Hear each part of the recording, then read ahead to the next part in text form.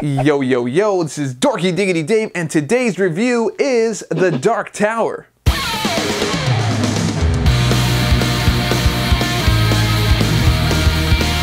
Welcome back, guys. We are talking about The Dark Tower, and this is based off of Stephen King's novels, and they finally kind of brought this thing to life. It's kind of been in development hell for a little while, and they're finally getting it on the screen at a whopping 95 minutes. Was it any good? Not really, but let's get into it.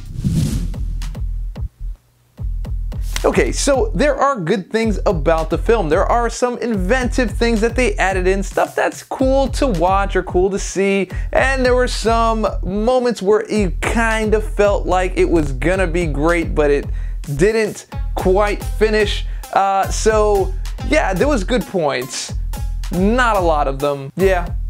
It's mostly just action scenes here and there where you're like, okay, that's cool, or a moment where, no, actually it's really just kind of action scenes. And there are some funny points. I kind of thought when the second act was kind of coming through that they were gonna switch everything up and then everything would be good from there, and it kind of had a slow start, but no, it picked up just for a short period of time and then it kind of dropped back off a little bit. So yeah, it's got some funny parts, it's got some action, nothing that's coherently enough to say yes. So with that, we're moving on to the next section. Okay, so this film feels like it was something more and they just didn't like what it was, so they hacked and slashed it up to a 95-minute movie and kind of broke it down. By the time I got out of the movie, I was like, wait, there's still daylight outside? Why? This movie started at 7:30. Why is there still light outside? So it's very, very hacked up. The movie isn't coherent across the board, and it feels like just another movie where some fate of the universe or the world is, you know, in the balance. The villain is, you know, hell-bent on taking over, but you don't really know why and for what gain and for what purpose. So the motivations just kind of aren't there. There's an ancient battle between the gunslinger and the man in black, and that just happens to be a thing just because it used to be a thing and now it still is a thing. And you have this kid, Jake, who is kind of like a psychic or something. It's not really explained very well, but he's got the shine. Ooh, he shined. Anyway, it's a very strange whole thing. But also, the film is marred by terrible dialogue all the way through. There's just such cliche dialogue all around. Things like, where is this boy?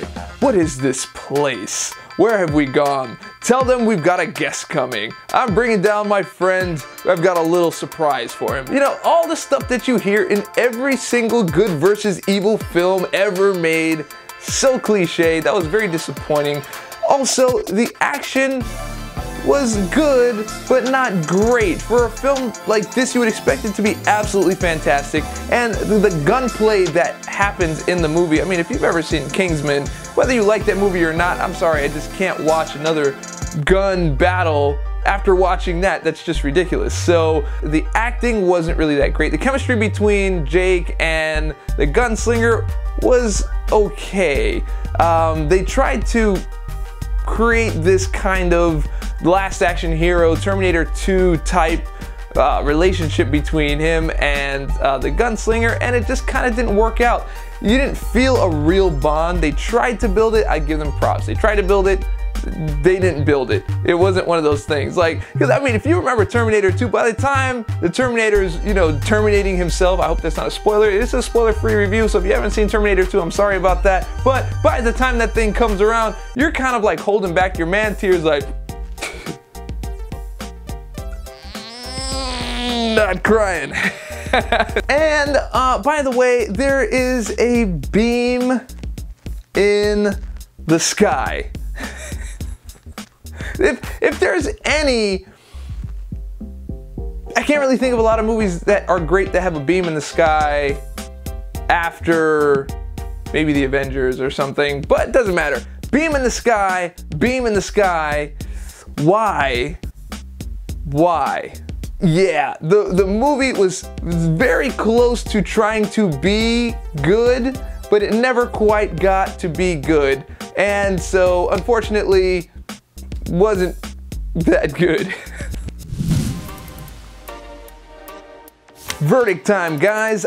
Instead of doing the stars today, I'm just gonna go ahead and give this a rating of Netflix. This will probably be a great film to watch at home on Netflix. If you haven't finished watching, like, I don't know, Orange is the New Black or something else, but if it happens to pop up in your queue, yeah, you can watch it. I think that's what I'm gonna go with that. Once again, this is Dorky Diggity Dave. You just watched a review for The Dark Tower. Now, what did you think? Did you see it already? Are you planning on seeing it? Did I change your mind? Are you gonna see it anyway? I don't know. But if you liked the video, go ahead and click subscribe, click like, leave a comment, share it with your friends, share it with your mama. All that stuff helps me out. And remember, stay dorky, and I'll catch y'all on the flip.